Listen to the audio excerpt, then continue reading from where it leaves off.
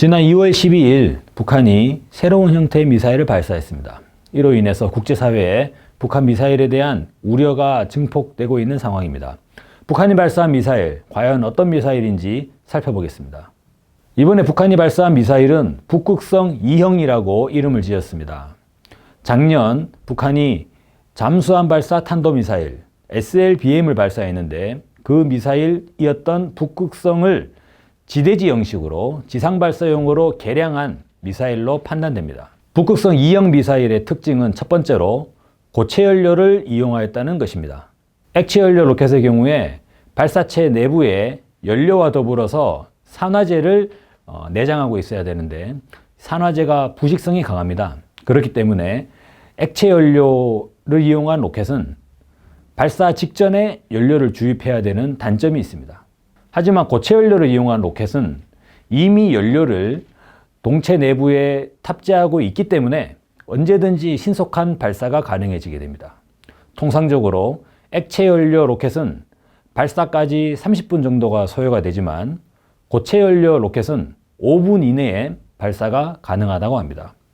그런 면에서 이번 북극성 2형 발사는 한미 군 당국에게 커다란 우려를 가져다 주기 충분하다고 보여집니다. 북극성 2형 미사일의 두 번째 특징은 그 미사일을 발사 사전에 식별해서 찾아내기가 더욱더 어려워졌다는 점입니다. 이번에 발사한 북극성 2형은 발사체 차량을 일반적인 자동차 타이어 형식이 아니라 전차와 자주포 등에 탑재하는 무한궤도, 캐터펄트를 이용한 무한궤도 차량이라는 것을 알 수가 있습니다. 무한궤도 차량인 경우에는 굳이 그 발사체가 포장된 도로뿐 아니라 여러 비포장 도로와 산악지대를 자유자재로 움직일 수가 있기 때문에 회피에 상당히 용이해지게 됩니다. 그런 면에서 북한 미사일을 사전에 탐지하고 추적해야 되는 한미 당국의 입장에서는 북한의 신형 미사일을 더욱더 찾아내기가 어려워지는 상황이 발생하는 것입니다.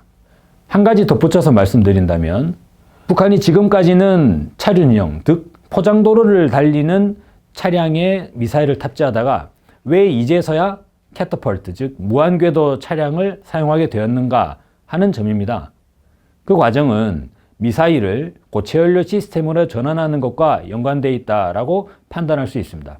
고체연료 로켓은 상대적으로 내부 구조가 단순하고 편리하기 때문에 고장의 우려가 적게 됩니다. 즉 강한 진동이 동반되는 비포장 도로나 일반 산악지대를 운행하더라도 미사일 엔진에 결함이 발생하거나 고장이 날 우려가 없다고 판단하기에 무한궤도 차량을 이용했다라고 볼 수 있습니다. 북한 미사일의 세 번째 특징은 바로 콜드런치 방식을 사용했다는 것입니다. 일반적으로 미사일 발사는 발사체 내부에서 점화가 되어 발사되는 핫런치 방식과 발사체를 나온 이후에 점화가 되어 발사되는 콜드런치, 이렇게 두 가지 방식으로 나누어서 생각해 볼 수가 있습니다. 이번에 발사된 북한의 북극성 2형 미사일은 지대지 미사일의 형식임에도 불구하고 그 미사일이 발사관에서 먼저 사출되어 나온 이후에, 동체가 나온 이후에 점화가 되는 콜드런치 방식을 채택을 하고 있습니다. 콜드런치는 미사일의 사출과 점화라는 2단계로 이루어지기 때문에 기술적으로 조금 더 까다로운 기술임은 사실입니다. 이번 북극성 2형 미사일은 500km 가량을 비행했다고 합니다. 하지만 발사 각도를 89도, 즉 거의 직각에 가까운 고각 발사 형식으로 발사를 해서 최대 고도 역시 500km 이상 비행을 했다고 합니다. 조선일보에 의하면 전문가들은 북한의 북극성 2형 미사일을 정상적인 각도로 발사할 경우 그 사정거리가 2000km에서 3000km에 달할 거다라고 보도했습니다.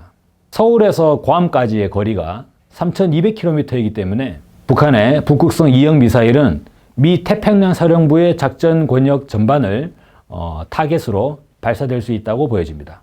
북극성 2형 미사일 발사는 어떤 의미를 가지고 있을까요? 북극성 2형 미사일을 대륙간 탄도미사일로 볼 수는 없습니다. 북한이 추후에 대륙간 탄도미사일을 발사할 여지는 여전히 남아있는 것이죠. 하지만 북극성 2형 미사일만 보더라도 미 태평양 사령부 전반에 대한 공격권을 가지고 있다는 것을 입증을 함으로써 미국과 북한의 군사적 대결에서 한미연합군이 가지고 있던 전략적인 우위점은 사실상 사라지고 북한과 미국의 전략적 위치가 동일해지는 그런 상황이 되지 않았나 이렇게 보여집니다. 그렇기 때문에 도널드 트럼프는 2월 13일 미국 백악관에서 북한은 정말 크고 큰 문제라고 이야기하면서 북한을 very strongly, 매우 강력하게 다루겠다라고 이야기했습니다. 3월 초에는 사상 최대의 키리졸브 훈련이 예정되어 있습니다. 북미 간의 군사적 대결이 정면 대결로 치닫는 분위기입니다. 한반도 평화에 대한 관심이 어느 때보다 필요합니다.